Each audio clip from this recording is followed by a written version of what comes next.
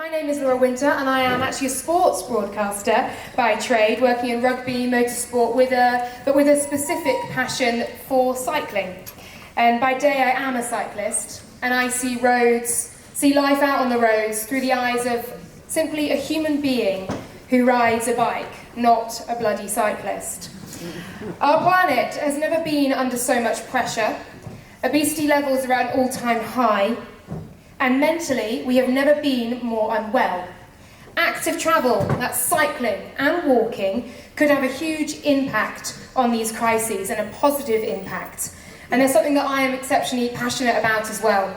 And I was delighted that Brompton invited me to host this panel today. If you don't know about Brompton bikes, well, it's the iconic folding bike and the ultimate city commuter as well.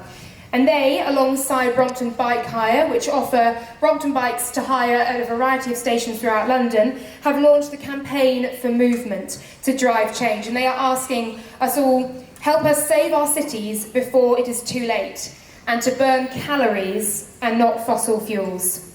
Some stats for you. One parking space here in London equals 42 Bromptons. Over 8,000 hectares of central London land is taken up by parked cars. That's 57 Hyde Parks, 6.6 Heathrow airports, or 5,714 football pitches.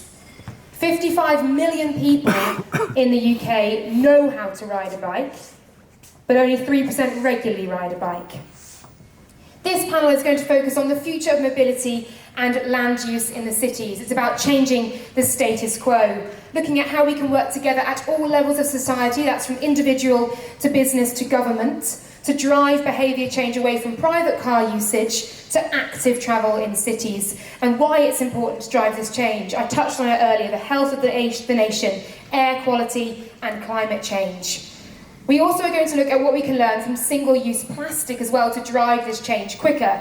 Single-use plastic has seen great jumps in recent years. A 5p charge in plastic bags, a ban on microbeads, ban on plastic straws, drink stirrers and plastic stem cotton buds, all coming into force next year as well. They are governmental actions. Individual and business actions, while plastic bag sales in England's big 7 supermarkets dropped by 86% since the 5p charge was introduced.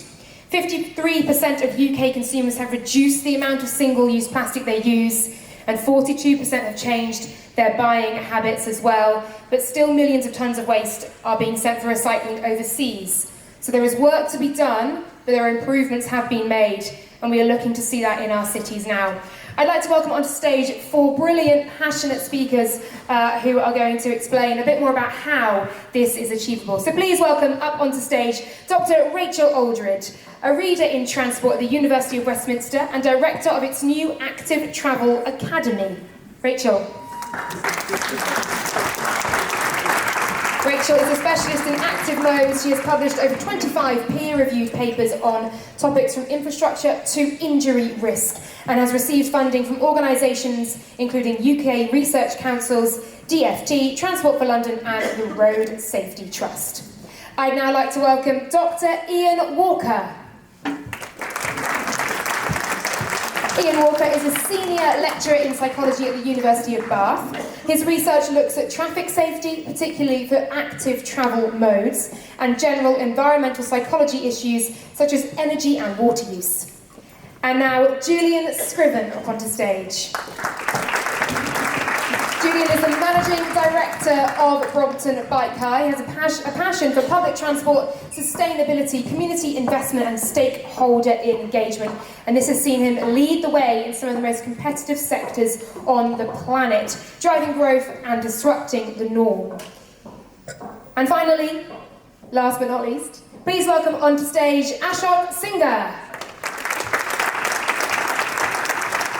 Ashok is the CEO of the London Cycling Campaign, a charity with 20,000 members and supporters, and chair as well of the London Sustainable Development Commission. I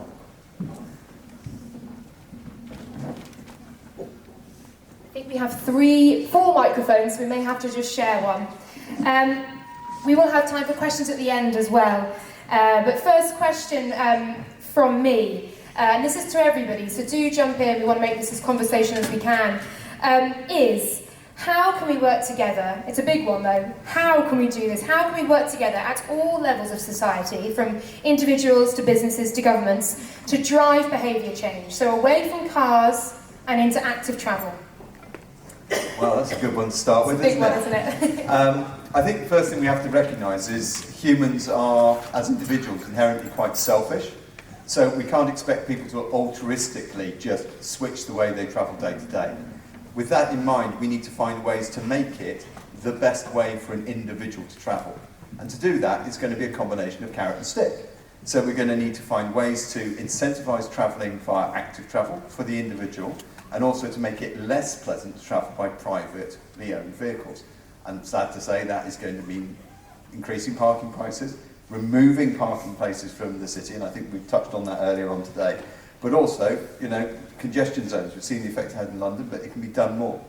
So I think, to me, we have to recognise that humans are selfish, and we need to make it that it's better to travel by a combination of public transport and active travel than it is by private car. Until it's the other way around, people make the decision to do what's best for them. Rachel? Yeah, I'd agree with that, but I would also add that we need to inspire people. We need to give people the visions that were talked about in the last session. People do want their city to be better places. They do find their cities currently often to be hostile, scary, difficult to navigate and so on. But people need to believe that change is both necessary and possible. If they only think change is necessary, it's very easy to get kind of scared. For instance, with climate change, people might think, yes, we need to change, but not believe it's possible, just think that we're heading for crisis. So we need to inspire people that change can happen, which is difficult. That, I think, is one of the big barriers, because people kind of fear change and they don't like it as how it is at the moment, but they don't think that things could be different, even though we have seen substantial change. And I think there's a lot of signals that tell people that they should drive and they shouldn't walk and cycle. So just to give you one tiny example, I recently spoke at a citizens' assembly in Cambridge, Cambridge. Lots of cycling, lots of walking. And on the how to get to the conference centre, it started off with, we have 140 free car parking spaces, and it carried on in this vein. And then it said, we care about carbon emissions, please consider public transport or car sharing. So clearly the message was, we expect you to drive, but if you're an environmental weirdo, you might want to use the bus or car share. And there's so many examples like that. We have to turn that around. And that's why, I think there's certain things that are really important, but there's also a whole load of changes that everyone can get involved in, just changing a lot of small things and helping to give out the message that actually, it's normal to walk and cycle and use public transport. We don't expect you to drive. Yeah. I'd agree with those points and amplify those points. I think what's interesting is at least two people earlier on said the same thing, which is that the status quo isn't an option. And I'd actually caution and say, for most people out there, the status quo is absolutely an option. In fact, the status quo looks very desirable to most people. And there's going to be an awful lot of people selling electric cars who will encourage them to maintain the status quo exactly as it is and not reconsider their lifestyles in any way whatsoever. And they've got money and they've got the ear of government, because you can be rest assured government has spent a lot of time already saying, well, how will we facilitate the electric cars? How will we make it happen? Not, should we make it happen? And fundamentally, and I think this echoes what Julian said, there's an inertia in people's behaviours. One of the things you see, I study it under the topic of habits. Once people are in a pattern of behaviour, it's very difficult to shift that without some sort of major event or major change. So, I think what's interesting, just as a recent example from British history, wouldn't necessarily be the carrier bag charge. It would probably be something more like the smoking ban, where we had a massive overnight, thou shalt no longer do this sort of statement, which was going to be much more effective for a fundamental habitual behaviour like driving, as opposed to something that's easily disposed of, like using a plastic bag. Thank you. I'd like to just focus on just 1 second on the context in which we're having this discussion. Now, I've been involved in environment and energy and climate change and sustainability issues for over 30 years, since I was a young doctoral student, and I can say that never have I seen such an acceleration and broadening and deepening of public consciousness about the twin existential threats, and I'm not mincing my words here, It's not OTOs to say it, we need to say it, it needs to be repeated. The existential threats that face civilization from climate change, which is essentially irreversible, and from the destruction of ecosystems that come from the unsustainable use of the Earth's natural resources. And that is what we're trying to deal with. And we only have a short window of opportunity in which to deal with it. But that upsurge in public concern is incredibly fertile territory in which to build the changes that we need to reconfigure and retool our economies. But how will that happen? Right at the top of that is not behaviour change that happens organically or just magically. It starts with politics. The big levers of power rest with politicians. Let's look at the specific example of cycling. It is going to take political bravery to reallocate our roads in terms of space and time in favour of walking and cycling, putting in cycle lanes, taking away car parking spaces, restricting the movement of cars through residential areas, creating car-free town centres, charging dynamically and geographically, dynamic in terms of time and geographically, charging people for using their cars on the road. And in my view, my own personal view, making the private motor car a thing of the past. That doesn't mean people won't have cars. There'll be shared mobility services of all kinds.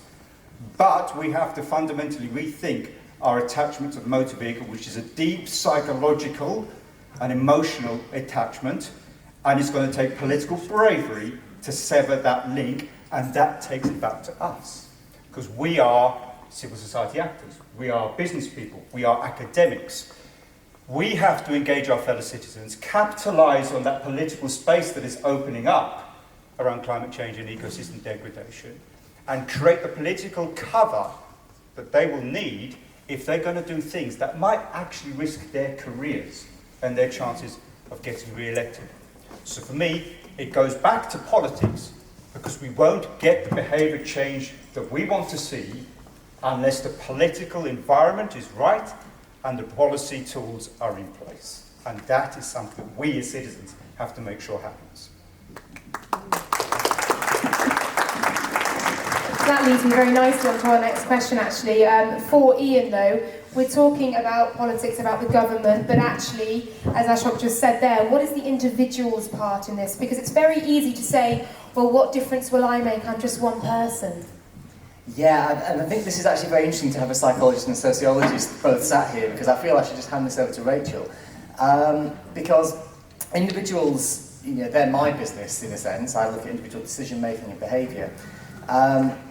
And it's easy to forget when you work in my business that individuals are part of a bigger system, just because of the way we work.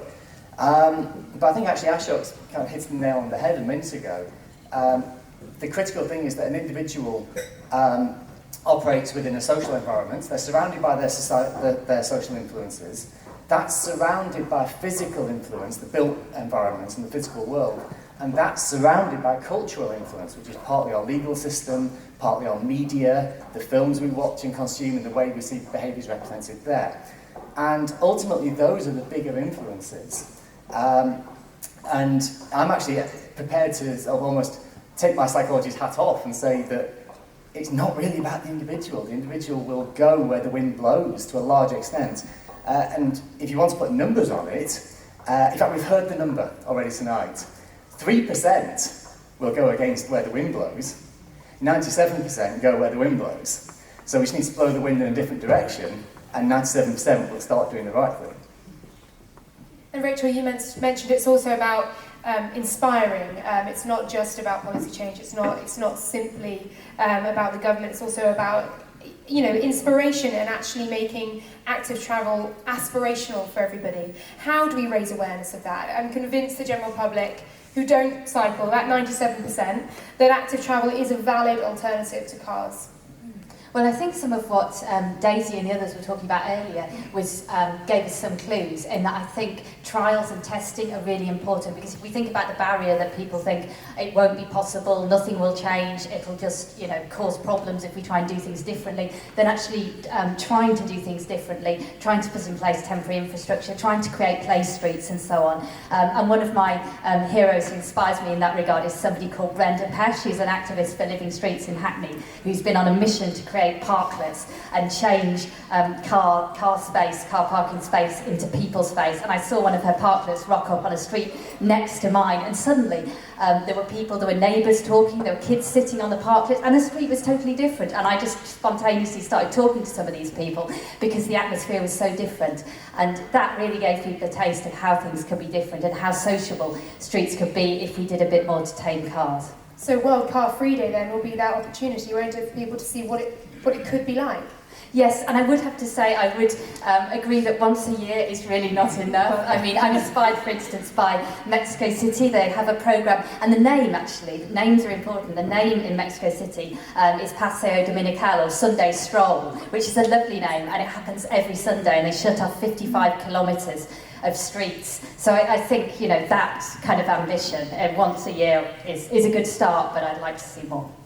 So we've ascertained with Ian that it's actually not down to the individual and they will go where the wind blows.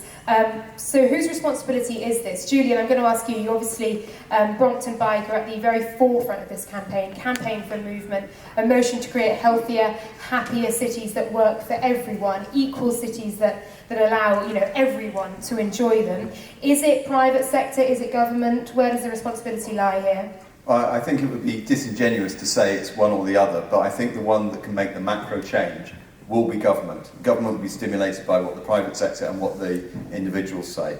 But for me, ultimately, they can make the big changes. They can invest in infrastructure, they can provide incentives for people to switch to active travel. I mean, anyone who thinks that government is taking this seriously at the moment needs to explain to me why only 1.5% of the entire transport budget is being spent on cycling infrastructure, walking and cycling infrastructure. I mean, that's rubbish. I mean, goodness knows what that buys, a cup of tea. Anyway, I mean, we're calling for this to go up to 5% initially and then ultimately up to 10%. Even then, that's a tiny fraction of the total. I mean, also, we've talked a lot about cities, but if we're going to make a change, this has to be a national initiative. Rural areas are the worst affected at the moment today for any form of non-private car usage. There's no bus service anymore, so it's all privatised, only the profitable routes work. For cycling to get the density requires significant investment, and it's shied away from. And as long as it's 1.5%, it ain't going to happen. So as individuals and as private businesses, we need to be pushing them to up that number, and governments need to take the courage. And I know it's a difficult step because 87% of the voters are having access to a private car. So to do something against that is risk alienating 87%. But at some stage, someone's got to take a stand. Ashok, where do you stand on this one? Well, I think I stand foursquare behind Julian. From my earlier comments, you probably gauged that I do think that government has the preeminent responsibility here. But I think we should look at which levels of government, because I don't think central government really understands what happens in the ground, and isn't in a particularly good position to provide money. But it's not in a particularly good position to know how best to engage with local citizens. So here's the example I'd like to give. You all heard about the Waltham Forest Mini Holland. Now that was which LCC successfully campaigned for, I might add. Rachel was part of that. That's £30 million investment in Waltham Forest. When the first street closure, I say it's closure, I should call it an opening, because it was a restriction of that street to motor vehicle traffic, but it opened it up for all kinds of activity for people walking and cycling, and also the economic activity on that street was developed, the shops and the cafes and so on. But I was there on the opening of that street closure, and there was a massive counter demonstration. People were walking down the street carrying a cardboard coffin, and they were declaring the end of the high street. And government can't deal with that, not from Westminster. It's about the local politicians. It's about the local government. It's mayors, the civic mayors, the municipal mayors, and in London, the borough mayors and borough council leaders. And it's about working out the best and most effective means of communicating with and engaging local population on the benefits that will accrue to them and to their children as a result of the changes that they are putting forward. But it still takes the bravery necessary to face down that kind of protest and opposition while still engaging people and trying to work with them. You have to have that bravery to overcome opposition and say, actually, this is for the best, this is for the good. I'm here and I'm elected think about the long term, and I will do this nonetheless. We mentioned that human beings need an incentive to make a change. What more do you think companies can be doing? Julian, obviously, also talk about a bit about what Brompton Bike Hire itself have been doing, Brompton Bikes are doing, and perhaps what more other companies could do. So, I mean, obviously, being a bike company, we are very motivated towards getting more people towards active travel. And again, I wouldn't like to pretend that for any other reason. I think what companies can do is so many things. And the first thing is to start, and a bit like you were saying earlier about travelling, not to start with, on day one, here's your allocated park. I won't say which airport, but I was talking to an airport where on their induction each week, when they have new staff come in, the first thing they do is they sit people down and they give them a map and their allocated parking space based on their employee number. And anyone who wants to do active cycling has to go and see Jeff, and Jeff is only in on Tuesdays, and he's a bit of an oddball. And that's not the attitude. It's got to be 180 degrees from that. They need to drive change. One fantastic initiative a company can do, which is so simple and is cost neutral, is they can buy parking spaces back off their staff. Don't penalise people for driving to work, reward them for not driving to work. Turn around and say, we would like to buy your parking space off you for the cost that parking space costs us. And it's cost neutral to the company, and the staff member gets it. A company did that recently, and a third of the staff turned around and said, thank you very much, I'd rather cycle in and walk in and have an extra £500 in my pocket. Thank you. So it's simple things like that. But it's also starting at the point of the development of the offices.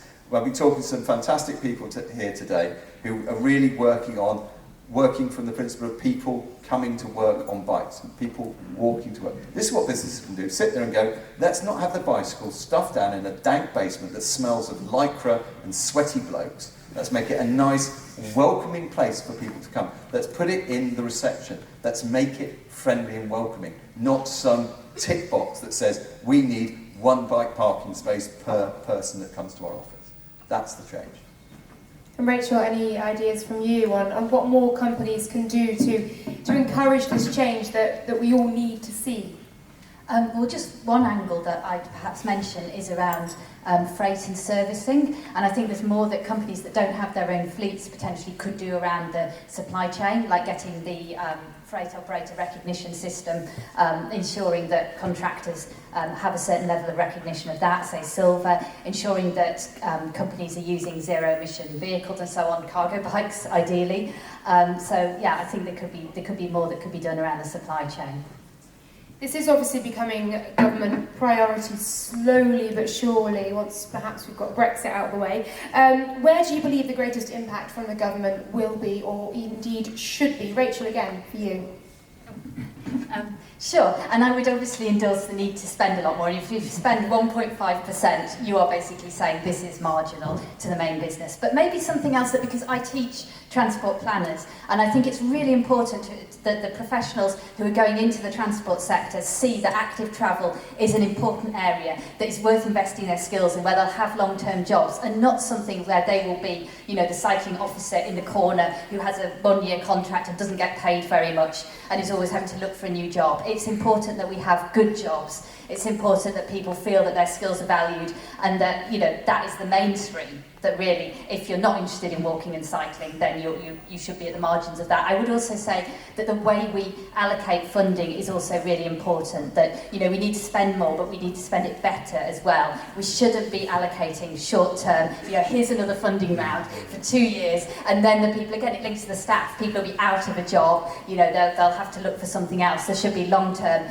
guaranteed, ring-fenced funding. But obviously, we need quality criteria, and I'm looking forward to seeing that updated cycling infrastructure design, national cycling infrastructure design, hopefully soon, although it will mean that I won't be able to use in my talks the cover of the national cycling infrastructure design as a comedy slide, as in, look, isn't this entertaining that we have this horrible picture on the front of our national cycling infrastructure design guidance as being, this is what we should be building. So yeah, other things as well as the amount of money are also important. And do you think that infrastructure should include cycle lanes simply on the side of the main road, or fully segregated cycle lanes? I mean, I think it's clear that what people, you know, we ask people what kind of cycling walk environments they want, and they tell us, and we need to build that. They say, we don't like mixing with motor traffic, we want to be protected, we're not going to let our kids cycle with buses, and we don't really probably want to do that ourselves either. So yeah, properly protected, and also routes through low traffic neighbourhoods as well. And the benefits of low traffic neighbourhoods are also that they're nice places to be, they're nice places to hang out, they're nice places, your pet's not going to get run over by a speeding car, your kid can be outside and so on. So yeah, places that work for everyone. And potentially cleaner air to breathe as well while you are riding. Ashok, where do you think the greatest impact from the government will be, or indeed should be? Well, I think, go back to previous comments, I think it's going to be local government that actually makes the changes, and it's going to be national government that provides the money. But I still think national government has a responsibility to set the tone and to set the framework. We have a situation where the Committee on Climate Change has already, which has a statutory obligation to advise the government on meeting how to meet its now stiffened targets for the UK to be net zero by 2015. In fact, all the evidence suggests even that is going to be too late, so that will ratchet forward over time, inevitably. They have identified that transportation is one of the key unaddressed areas alongside agriculture and land use change. So the government is going to have to come up with a framework, whether it's policy guidance, whether it's regulations, to set the direction of travel that is expected of the whole country. And then it's going to have to make sure that local government has the tools necessary, because the local government is ultimately, generally, the transport authority, to install the cycle lanes, to restrict the motor traffic in residential areas, and, I would argue, to start charging for use of the roads to manage traffic on the roads. It's going to, in the end, be a partnership, ultimately, between political leadership at the national government level and at the local government level. But I still go back to the point, it is the metropolitan mayors who ultimately, I think, are going to lead this conversation, lead the changes in Manchester, in London, in Birmingham, in Newcastle, in Liverpool. Give them the power, devolve the ability to raise money, set the planning framework and the expectations, and let them get on with it. So the government then has the ultimate responsibility here as the key force that can really promote this change. Of course, we all play a part in that, though, and as you said, key individuals can apply the pressure needed. It's almost cyclical, isn't it? Should the government be aiming their policies at individuals or businesses? Ian, what do you think? Well, I think what's interesting, I'm about to contradict myself in a way, because I think I can see a way to bring back the individual into the corporate setting, which kind of amplifies again what's been said here. I think we can learn from looking at other areas, and probably a really good place we can learn from is something like unconscious bias in HR. I'll take myself as a case study here. I'm a straight white man. I see the world in a very particular way. I do not perceive the barriers and issues that other people have in their lives. To me, they're just invisible. That's also true if you drive around through a city. You do not perceive the barriers and restrictions that are in other people's way. You cannot see them because you will never experience them. So, just as I had to undergo some training to at least begin to chip away at my experiences and privileges before I was allowed to interview people for jobs, should there not be something similar where everybody who has any sort of transport or planning decision-making is obliged to go through a similar process of learning to see things and see the barriers that other people face that they do not experience? So should we be getting towards a situation where a room full of people who've driven to a meeting are not allowed to make decisions about transport?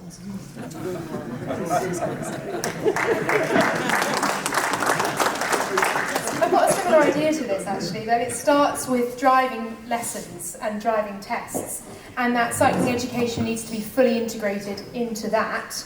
I've also got a very pie-in-the-sky thought that if you are in a position of a professional driver, you should therefore have to undertake, and I don't know if these exist yet, but I'd like to see them in, perhaps I'll copyright this now, some sort of close pass simulation so that they understand what it is to be a cyclist on a road when you are close passed by a lorry or a bus? I've already got it planned. Are you sure about? Are you stealing my to get your fortune driving licence, you have to stand on the spot and press a button which unleashes a ton of metal that flies by you at 50 miles an hour. Perfect. Have you and got you can't have your driving sorted? licence unless you press the button. There's no one answer to the challenges that face us. There's no silver bullet. Now, I've banged on a lot about politics, but I do want to emphasise the point that it actually still comes back to us as civil society, as businesses. And I think we're going to have to up our game in the way that we organise ourselves and present the case to the public and to politicians that not just the case for action, but we're here to help them. So here's an example. You will see in London now a lot of providers of shared mobility services. These are e-scooters, these are e-bikes, the Brompton e-bike as well, on a higher basis. Now that points towards, that speaks to a different way of getting about our city. And we have to work together, this one little example, to help reimagine the city for politicians, to see that it's not some sort of member of the great unwashed like me who just boots and suits every now and then when I have to go and see a politician, but it's actually serious people who are trying to make money out of this as well and earn a crust, who are coming together on a joint ticket to say, do you know what, you need to raise your game and you need to raise your gaze, and we're going to help you do this, because on my side we're going to try and bring the public with us, and on Julian's side we're going to give you the solutions. So I do think in microcosm that is an example of the way in which my takeaway message is that we will have to work together across sectors to get that political impetus that is so desperately needed. Julian, any comments on that? I think a lot of it was said for me actually, which was brilliant. I mean, the one thing that I'd like to do as a takeaway is, funny enough, reflecting off that, which is to broaden thinking. A lot of stuff today is still based on thinking from 10 years ago. The London Plan, the latest version of the London Plan, still 99.9% of the focus is secure private parking for bikes. Like, the only people who ever ride a bike are people who own a bike. Now, I don't know if anyone noticed, but we're in a culture at the moment where people like no responsibility to do with ownership. Build to rent is at an all-time high. There's car share, bike share, flipping, if people could rent air, they'd rent air. There's such a sharing culture at the moment, and yet all the focus is putting this infrastructure in place like everyone owns it. And actually, we know that 10% of people who start off by renting one of our bikes will go on to become an owner of a bike. So we should be thinking broader about how we get more people cycling. It's not saying, step one, go out and buy a bike. Okay. Just on that, Julian, I've done workshops looking at how to get more women in cycling and the barriers that are involved in that. And during my first talk, I talked about mechanicals and lycra and the media. And at the end, someone just raised their hand and went, what about actually getting a bike?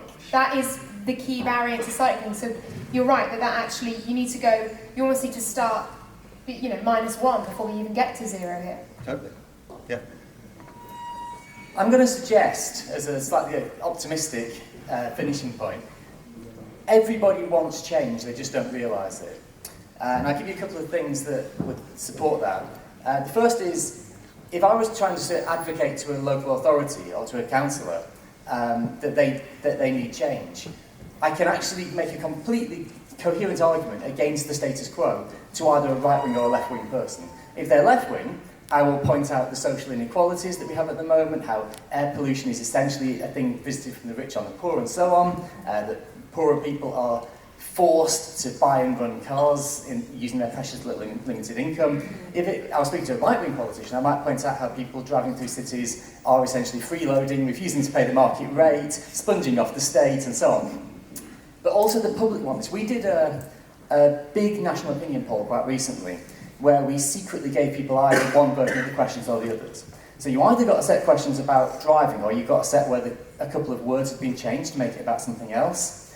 And like, for example, a really good example is, do you think it's okay to smoke in public if other people have to breathe the fumes? And the British people say, no, that's not okay. Change smoke to drive, and everyone goes, oh yeah, that's fine. And people's views completely. So basically, with this one specific topic, people suspend their normal moral judgments. So we can show people that they are inadvertently, because of all these cultural norms, essentially contradicting their own beliefs, and that their behaviour and what they support is actually out of line with the kind of people they are and the kind of world they want to see, then I think that would be a really useful lever towards making change.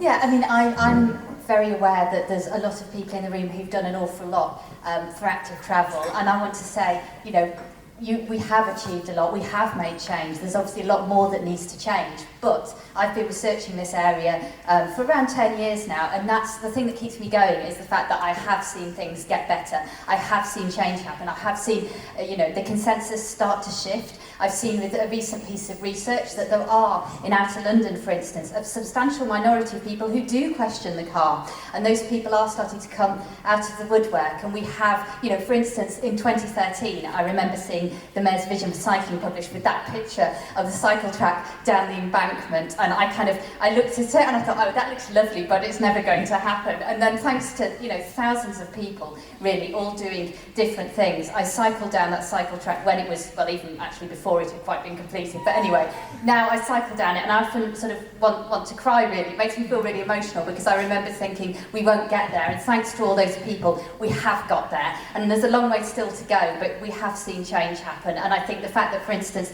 you've seen a shift in attitudes, generational shift in attitude, such that young people are not attached to their private car in the same way that older generations were. And this is a challenge, because many of the decision makers are from those older generations, but the future is different, and we need to help make that future happen. It is coming, it will get better.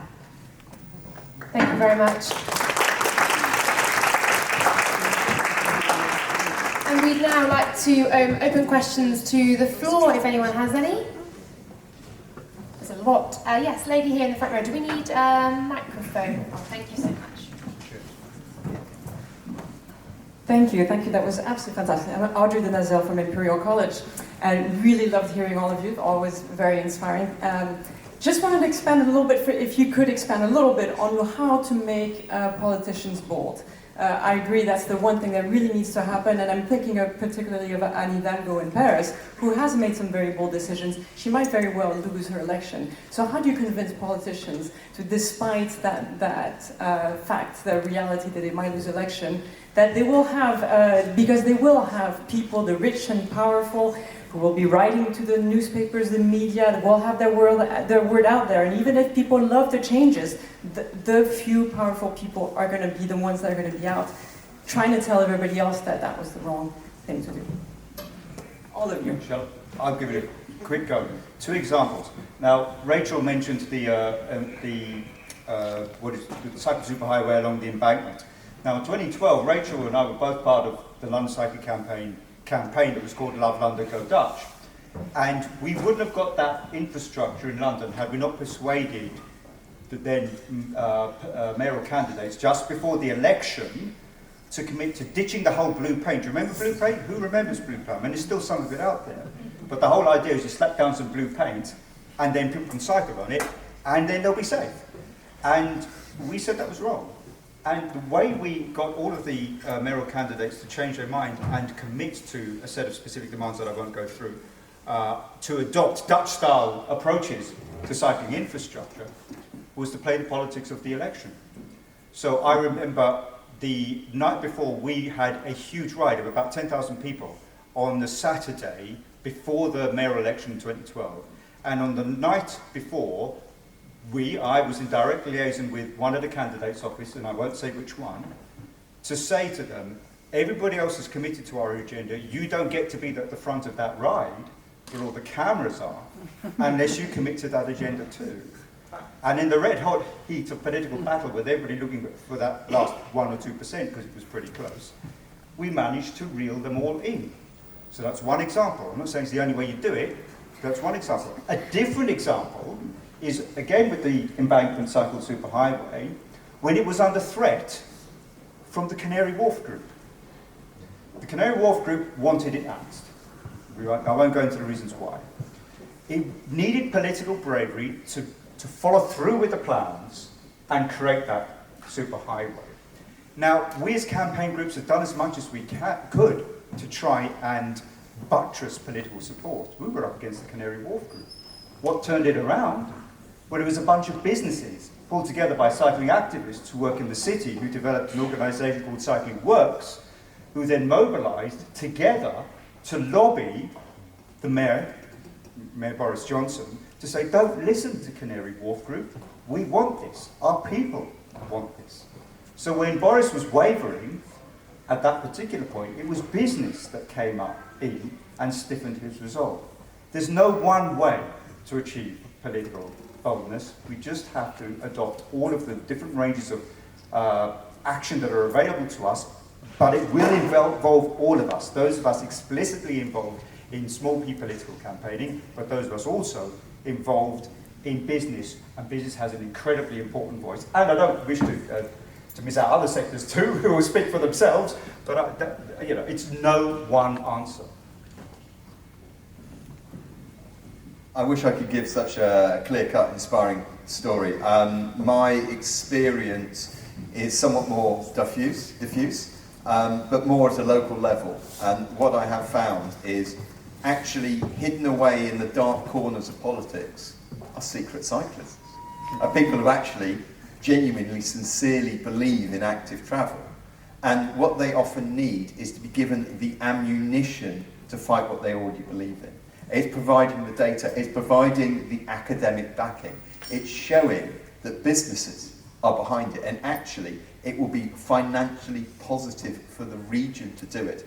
That quite often gives them that little bit of confidence to say, actually I believe in this. And do you know what, there's still one or two politicians out there, hidden away, that will actually stand by their principles when they believe in something and not solely count the votes.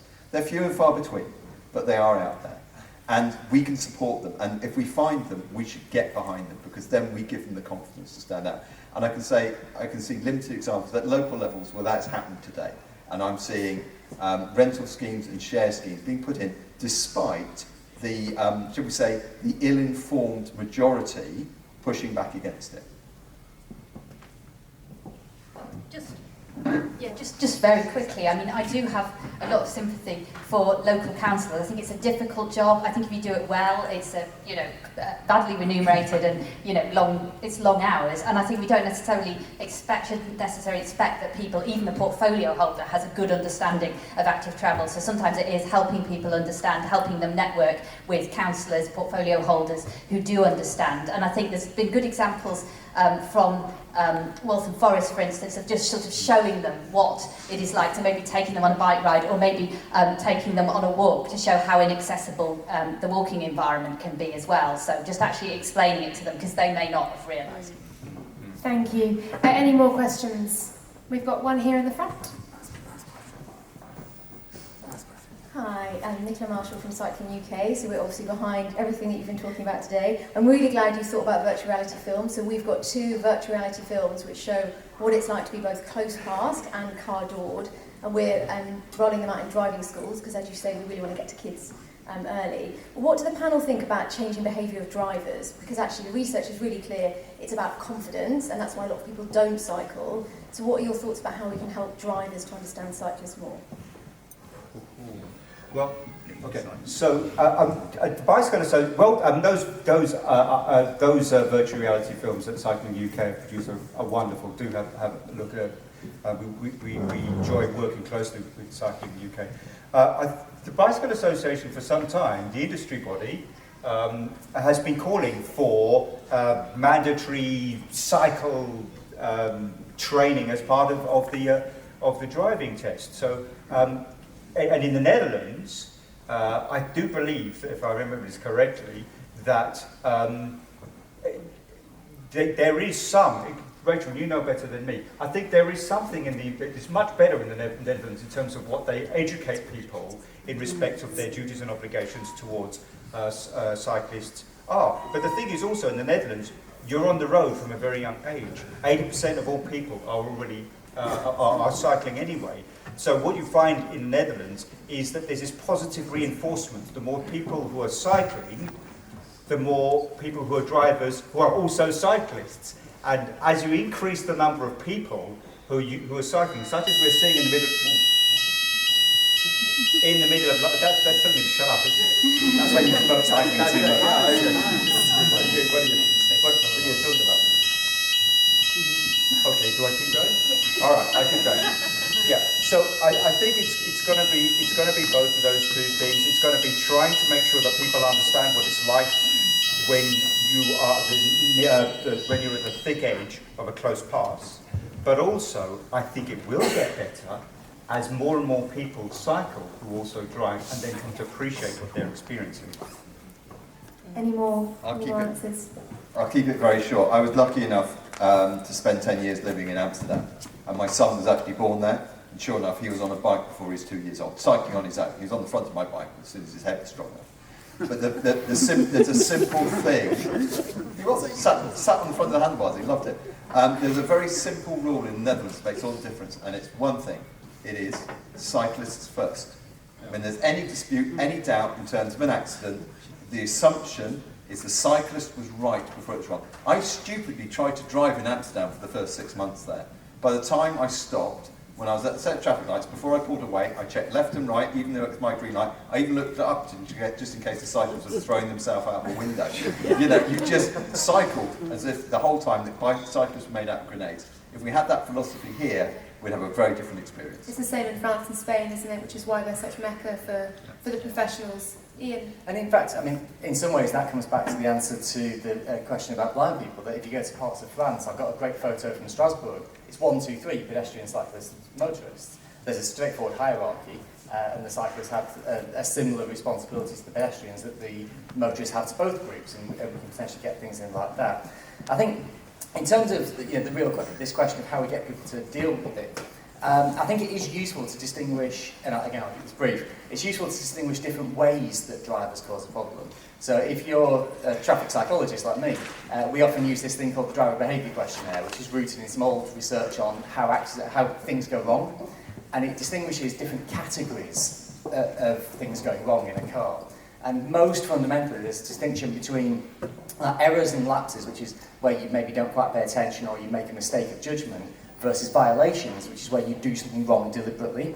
And they've got fundamentally different causes. You know, the root of deliberately, aggressively close passing someone or speeding through a village or something like that, the root of that is not the same as the root of failing to pay attention.